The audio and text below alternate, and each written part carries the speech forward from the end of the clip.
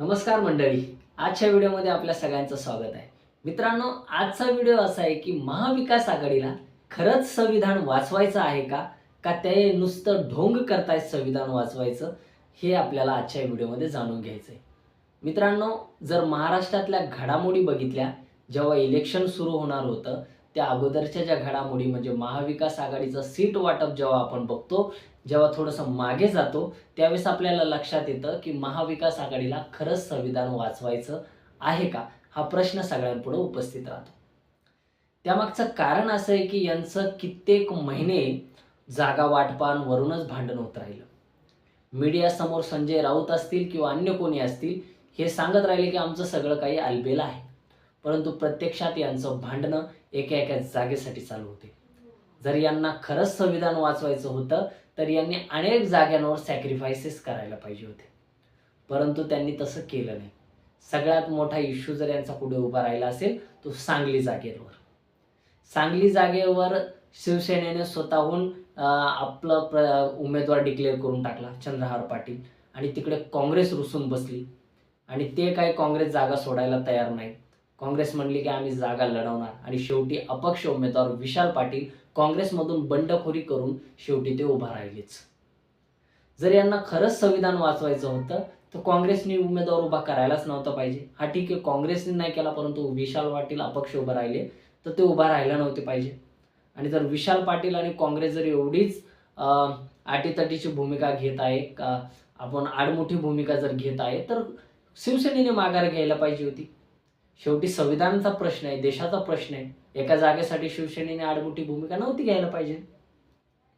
अशा अनेक मतदारसंघ आहेत की जिथं अपक्ष उमेदवार हा वेगवेगळ्या यांच्यातल्या तिन्ही पक्षांचे अपक्ष उमेदवार उभे आहेत. जर यांना खरंच संविधान वाचवायचं होतं तर यांनी सॅक्रिफायसेस करायला पाहिजे होते. अजून एक मोठा मुद्दा म्हणजे वंचित बहुजन आघाडीला यांनी सोबत घेतलं नाही. जर यांना खरंच संविधान वाचवायचं होतं तर वंचित बहुजन आघाडीला पाहिजे होते तेवढ्या जागा देऊन टाकायच्या होत्या. 7 असो, 8 असो, 10 का असेना. शेवटी प्रश्न हा देशाचा आहे, संविधानाचा आहे, तुमच्या 2-4 जागांचा प्रश्न नाहीये. जर देशाला वाचवायचं आहे, संविधान वाचवायचं, जाऊ दे वंचितला जागा. शेवटी जिंकून आणायची जिम्मेदारी तुम्हालाच घ्यायची. त्यांची सुद्धा ताकद आहे वंचित बहुजन आघाडीची. तुमचे 3 पक्ष आहेत, 4 पक्ष मिळून एक जागा काढणं काही मोठी गोष्ट नाही, पण ते देखील त्यांनी केलं नाही.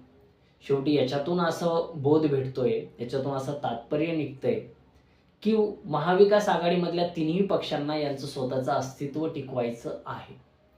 यांची दुकान यांना बंद होऊ द्यायची नाही, हे यातून सिद्ध झाले. काँग्रेसला, शिवसेनेला आणि राष्ट्रवादी शरद पवार या तिन्ही पक्षाला आपलं आपलं अस्तित्व टिकून ठेवायचं आहे. महाराष्ट्राच्या राजकारणात यांचा जम यांची पकड यांची कायम ठेवायची, यासाठी हे झगडत आहेत. संविधान वाचवणं हे यांचा हा मुख्य उद्देश नाही. बरं, संविधान धोक्यात आहे की नाही याविषयी हे सिरियस आहेत की नाही हा देखील मोठा प्रश्न आहे. मोठमोठ्या भाषणामध्ये त्यांचं चालू झालंय आता संविधान वाचवायचं, संविधान धोक्यात आहे, परंतु त्याविषयीचे पावलं महाविकास आघाडीकडनं कुठल्याही प्रकारचे घेण्यात आलेले नाहीत असं मला वाटतंय. मित्रांनो, आपल्याला याविषयी काय वाटतंय कमेंटमध्ये जरूर कळवा.